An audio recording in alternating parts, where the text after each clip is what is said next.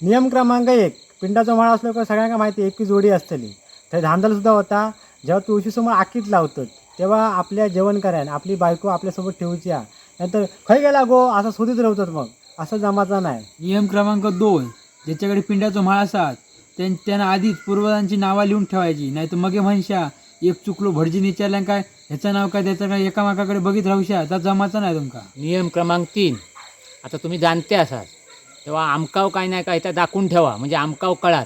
नाही तर तुम्हीच आपलं हे करशा आणि आपले जाशा आमकाव कळा होया ना. नियम क्रमांक 4, गावातले असतले मुंबईतले असतले आमका सगळ्यांना माहिती आहे. आणि नवीन ट्रेंड दिला ठुमक ठुमक जाशा असे म्हाळात ठुमक ठुमक करशा तर जमाचा नाही कारण वाडप्यांका जाऊचं असतं लवकर. नियम क्रमांक 5, भटजी सांगतले हे पिंड घ्यावा आणि टावळ्यात बांधून खुटीक ठेवा. जमिनीक टेकताने ते संध्याकाळी पोचूचे असतात.